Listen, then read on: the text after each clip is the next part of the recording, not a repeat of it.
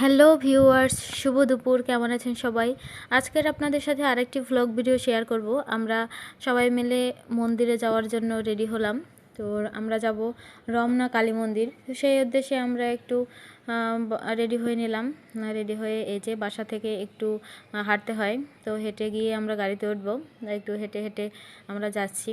আসলে মন্দির হচ্ছে একটা চির শান্তি, চির পবিত্র জায়গা, যেখানে গেলে আসলে যখন থেকে আমরা মনে করি যে আমরা যাব, তখন থেকেই কিন্তু আমাদের মনের ভেতর একটা আলাদা প্রশান্তি বিরাজ করে।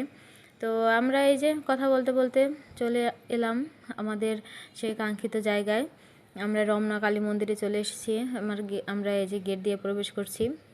তো অনুষ্ঠান ছিল এখানে, তো সেই জন্যই আসা।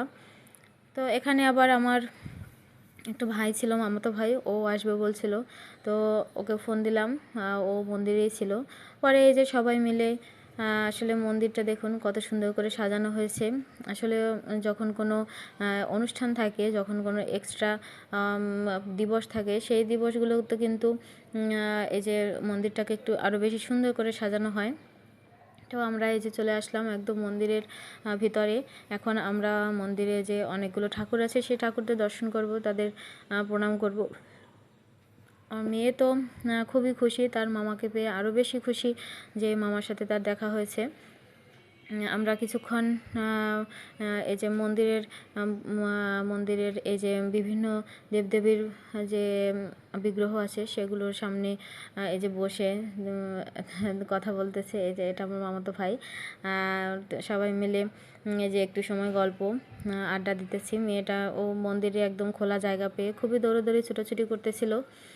এরপরে আমরা সবাই মিলে একটু চলে যাব মন্দিরের ঠাকুর দর্শনে। দেখুন কত বড় মন্দিরটা। আসলে এই বিল্ডিংটা যখন হয়েছে মন্দিরের, তখন থেকেই মন্দিরের এই যে অনেক বেশি জায়গা, যেখানে ভক্তরা একটু প্রশান্তিতে বসতে পারে। এই যে প্রত্যেকটা ঠাকুরের কাছে কিন্তু গিয়ে এই যে আমরা প্রণাম করছি। আসলে বাচ্চাদেরকে কিন্তু যা শেখানো হয় ওরা তাই শেখে। তো ছোটোবেলা থেকেই যদি ওদের ভিতরে এই যে ধর্মীয় একটু ভাব, এটা যদি ওদের ভিতরে ঢুকিয়ে দেওয়া যায়, ওরা কিন্তু সবসময় এই জিনিসটা মনের ভিতর গেঁথে রাখে। এই যে রমনা কালী মন্দিরের পাশেই হরিচাঁদ ঠাকুরের মন্দির, আমরা একটু সেখানেও গেলাম। সেখানেও হরিচাঁদ ঠাকুরকে দর্শন করে আসলাম।